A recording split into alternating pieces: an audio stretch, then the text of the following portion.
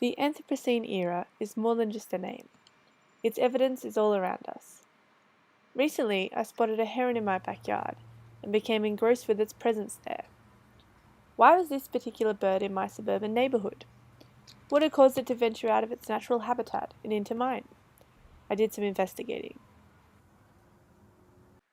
The white-faced heron typically inhabits swamps and wetlands, one of which is a couple of streets from my house.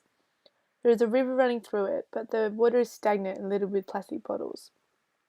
Walking closer to it, I startled a white-faced heron, which was only a few meters away from me, and it flew off to safety. I had found what I was looking for, but I ruined my chance to observe it in its own environment. I was so aware of my humanity in that context.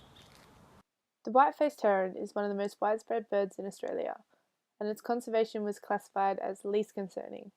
Because it is so widely distributed and is not limited to any one domain, it can't be threatened if human activity alters that domain. Urban expansion has changed the environment in which some birds live, decreasing food and shelter resources and increasing the risk of disease. Unlike most native fauna, it has gained from European settlement, as there are increased open pastures, irrigated land, and dams. The white-faced heron has largely benefited from this new way of life, taking advantage of those new areas instead of being driven away by them. Some species, such as crows and pigeons, have gone a step further and worked out how to survive purely on urban resources like rubbish bins, effectively making a living in an environment that is completely unnatural to them.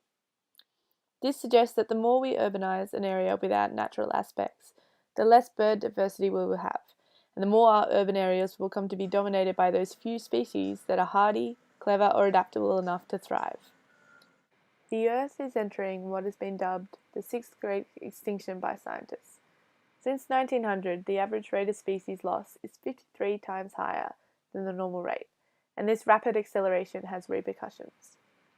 Human beings are reliant on the services that functioning ecosystems give them, such as clean drinking water, the decomposition of waste, and the natural pollination of crops and other plants. New York artist Dennis Defibo explores temporality in both medium and subject matter in his series Afterlives of Natural History.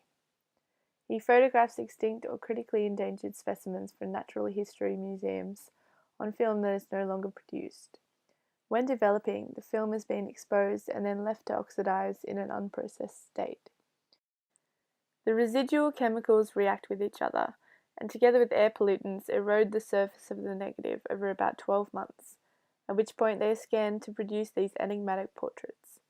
The negatives will continue to decay into total obscurity, just like their subjects have. But animals of the Anthropocene era are finding ways to cope with their new world. Scientists have been able to observe plastic changes amongst subjects, those being temporary changes that make it possible to deal with adverse conditions, which are abandoned once the natural environment shifts back. This can be seen within the brown butterfly of South Australia, who are emerging from their cocoons earlier because of warmer temperatures. The humans are largely unaware of their effects on many species, and will continue to abuse this power until it directly affects their own lives. This blind eye attitude echoes Kathleen Stewart's concept of something not quite already given and yet somehow happening. So just how far will we go? And how did we get so far from utopia?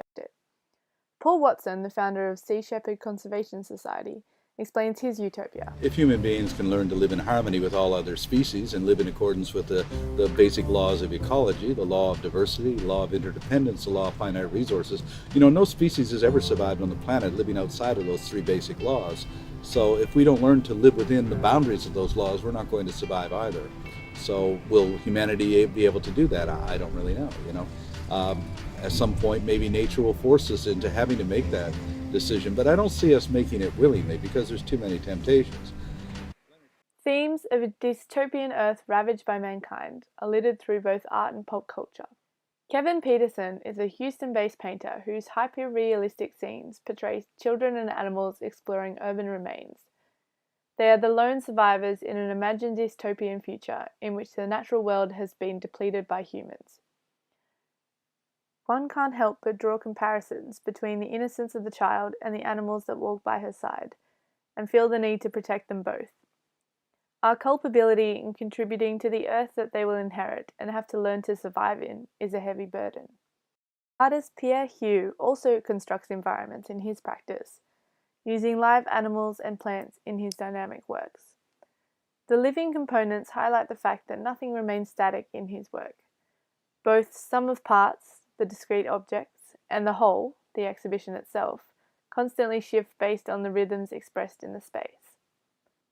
Human is a 5-year-old Ibizan hound who is also a living conceptual art piece, collaborating with Hugh in several works, including Untilled in 2011. The spacious installation also included a live beehive, poisonous fruits, and marijuana plants. The work is out of both the artist's and viewer's control. Viewers explore this bizarre environment just as Human does.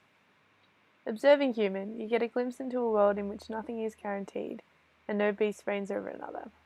She has, and to some extent the plants in the exhibit as well, have been given the opportunity to live in a space protected from human intervention. Tom Newtek is a Canadian painter whose practice reveals his own vision of utopia.